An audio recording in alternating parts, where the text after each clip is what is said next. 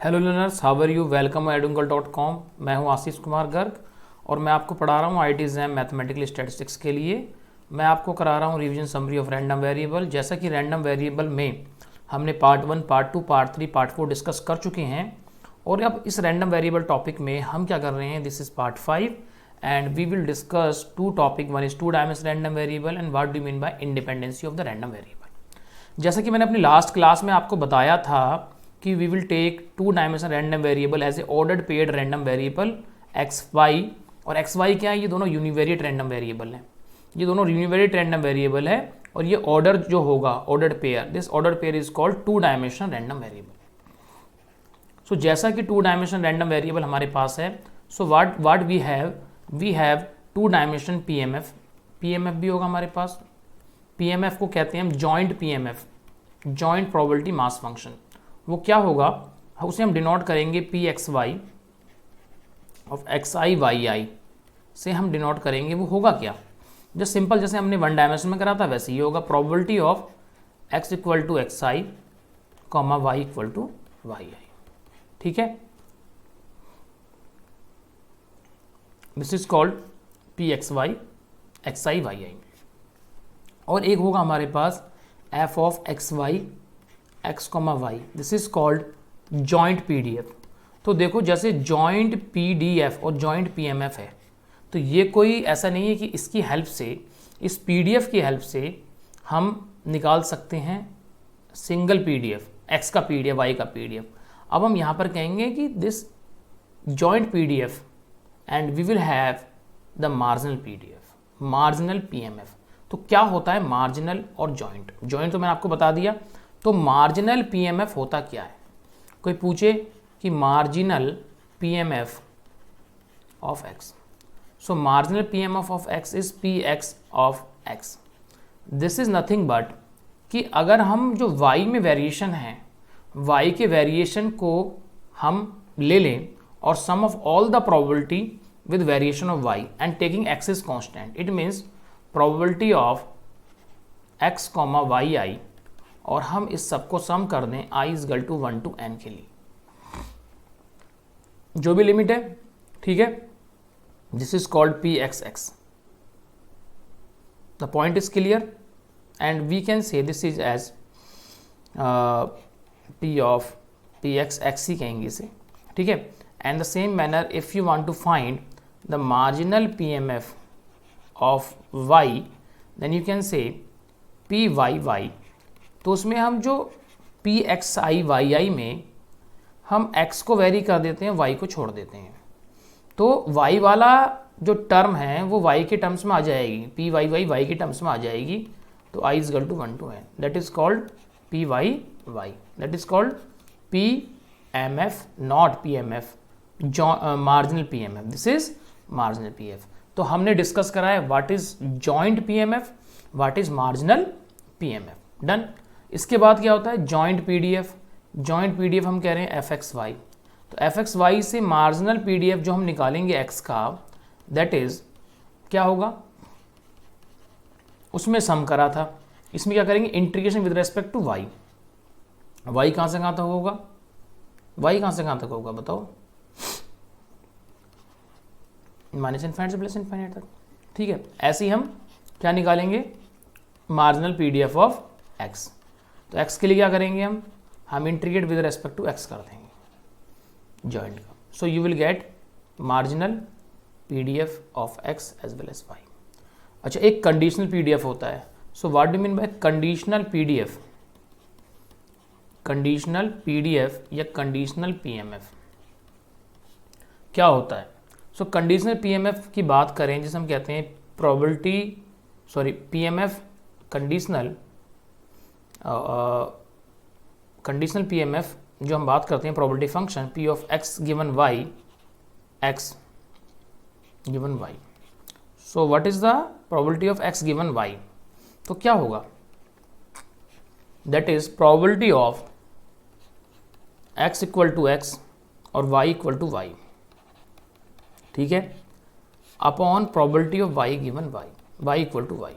ठीक है, बेसिकली क्या है, आपने पढ़ा होगा probability of A given B in probability theory. Probability of A intersection B upon probability of B. तो यहाँ पर ए इंटरसेक्शन बी का मतलब क्या है कि हम जो जॉइंट प्रोबेबिलिटी होगी वो लेंगे यहाँ पर, ठीक है। तो ये होता है। एंड मैं आपको बता दूं कि जो ये है probability of x given y. Done. तो basically x given y, x को हमने वेरी नहीं करा, एक्स को पर्टिकुलर वैल्यू हमने नहीं रख रहे हैं, तो ये एक्स इक्वल टू एक्स में आंसर आएगा। It mean this is called conditional PMF, ठीक है। तो कंडीशनल पीएमएफ आपको समझ में आ गया कंडीशनल पीएमएफ होता क्या है। तो कंडीशनल पीएमएफ पर आईआईटी में बहुत सारे क्वेश्चंस आते हैं, तो आपको कंडीशनल पीएमएफ के कंसेप्ट और कंडीशनल पीएमएफ निकालते कैसे हैं, मार्जिनल पीएमएफ कैसे निकालते हैं, ये सब समझना होगा और क्वेश्चंस भी करने होंगे, ठीक है स्टूडेंट। तो ये हो गया हमारा कंडीशनल पीएमएफ। और हम आगे चलते हैं। अब हमारे पास हम ये बात करते हैं कि हमारे पास जॉइंट पीडीएफ है, ये जॉइंट पीएमएफ है। So we have x and y are two random variable and, तो अब बात ये आती है कि जो दो रैंडम वेरिएबल है हमारे पास, ये रैंडम वेरिएबल इंडिपेंडेंट है क्या नहीं। तो how to define a random variable is independent. तो रैंडम वेरिएबल इंडिपेंडेंसी को हम स्टोकास्टिक इंडिपेंडेंसी भी कहते हैं, स्टोकास्टिक इंडिपेंडेंसी, या फिर हम कहते हैं x and y are independent random variable. तो इंडिपेंडेंट से मतलब ये है if the joint PDF is equal to the marginal product of marginal PDF, या पीएमएफ में भी सेम बात है। या फिर हम ये कह सकते हैं कि अगर जॉइंट पीडीएफ जो है वो एक्स और वाई का that is equal to function of x alone and function of y alone. हम ये नहीं कह रहे पीडीएफ होगा marginal, function of x alone होना चाहिए, फंक्शन ऑफ वाई अलोन होना चाहिए। तो this is the necessary and sufficient condition कि x and y are two random variable and these two random variable are independent. तो हमने अभी तक क्या क्या डिस्कस करा है, हमने स्टूडेंट डिस्कस करा है टू डायमेंशनल रैंडम वेरिएबल क्या होता है और इंडिपेंडेंट रैंडम वेरिएबल क्या होते हैं। तो ऐसी जैसे हमने इंडिपेंडेंट रैंडम वेरिएबल दो की बात करी है, two variate bivariate, so we can find the multivariate random variable also. But जो हमारा आईआईटी जैम है, आईआईटी जैम में हम जो डिस्कस कर रहे हैं वो हम बाई वेरिएट रैंडम वेरिएबल के बारे में डिस्कस कर रहे हैं, हम multi variate random variable discuss नहीं करेंगे, ठीक है। तो हम एक क्वेश्चन ले लेते हैं जो जिससे आपको क्लियर हो जाएगा कि how to find the marginal PDF, PMF और कंडीशनल पीएमएफ। डन। तो ये हमारा एक क्वेश्चन है, उसमें ये कहता है कि the joint PMF of two random variable दे दिया उसने, x equal to 0, y equal to 1। तो x की वैल्यू 0 हो गई, सही है, और x की वैल्यू 0 हो गई और y की 1 हो गई। तो x की वैल्यू क्या क्या है यहाँ पर, x और y दो रैंडम वेरिएबल हैं। आप देखोगे x की 0 और तो x की 0 हो गई, x की 1 भी दे रहा है और x की -1 भी है, ठीक है स्टूडेंट। x की इन्होंने दिया है, यहाँ पर थोड़ा मिस प्रिंटिंग है, आप देख सकते हो कि x की वैल्यू 0 है, y की 1 है, x की 0, y की 1,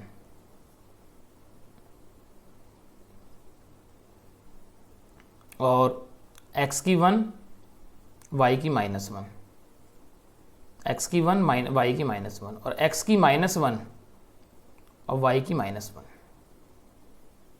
x की -1 और y की -1, ठीक है। तो हमारे पास जो वैल्यू होंगी वो क्या होंगी, x की 0, -1, 1, इसकी 0, इसकी -1 और 1।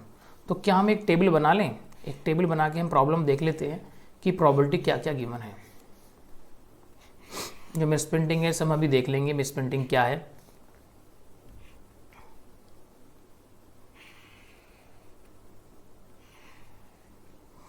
देखो ये हो गया x, ये हो गया y। तो x को तो हम रो वाइज ले रहे हैं इधर की तरफ, y को ऐसे ले रहे हैं। तो x की वैल्यू -1, 0 और 1, ठीक है।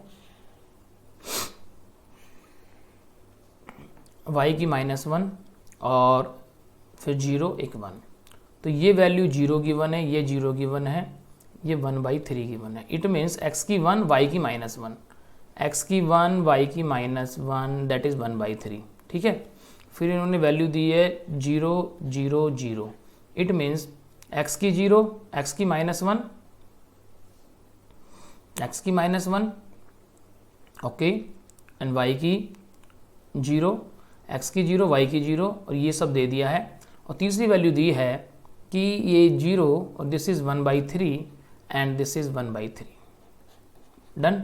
मतलब x की 1 y की 1, ठीक है, x की 1 y की 1, और x की, देखो ये क्या है, x की 1 y की 1, फिर क्या x की 0 y की -1 y की 1, ठीक है। चलो, तो ये टेबल दी है, तो हम क्या करते हैं, आप ये देखिए, आपको निकालना क्या है, marginal distribution of x and y, फिर conditional probability distribution of x when y is 1। तो पहली बात मैंने आपको बताया है कि मार्जिनल कैसे निकालते हैं। हम अगर y को कांस्टेंट कर लें तो x का निकल जाएगा मार्जिनल। तो यहाँ से ये y इजगल टू -1 के लिए ये सम आ जाएगा। x अगर हम कांस्टेंट x को वेरी करते हैं तो y आता है, y को वेरी करते हैं तो x का आता है। तो ये देखिए, हम इन तीनों का सम निकालते हैं 1/3, इन तीनों का सम निकालते हैं 0, इन तीनों का सम निकालते हैं 2/3, और ये सब सम निकालेंगे तो 1 आएगा। इन तीनों का सम निकालेंगे 0, ये 1/3, ये 2/3।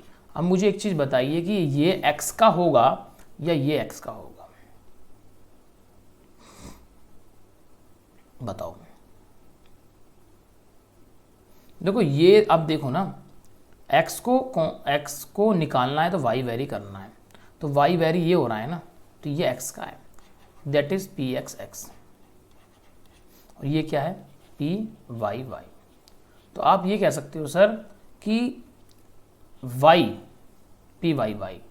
तो जो मार्जिनल डिस्ट्रीब्यूशन ऑफ x है, तो मार्जिनल डिस्ट्रीब्यूशन ऑफ x बना सकते हो, और फिर px एक अलग टेबल बना सकते हो जो आपसे क्वेश्चन में पूछा गया है।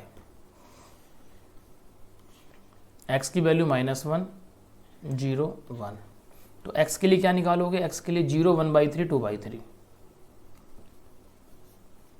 0 1/3 2/3, ऐसे ही हम y लेंगे और py y लेंगे, ठीक है स्टूडेंट। तो हमने ये ले लिया, एक टेबल हम इसकी बना लेंगे।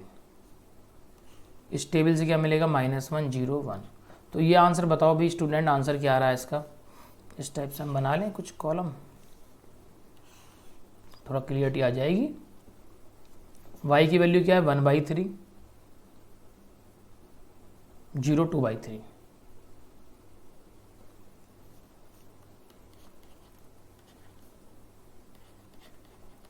ठीक है।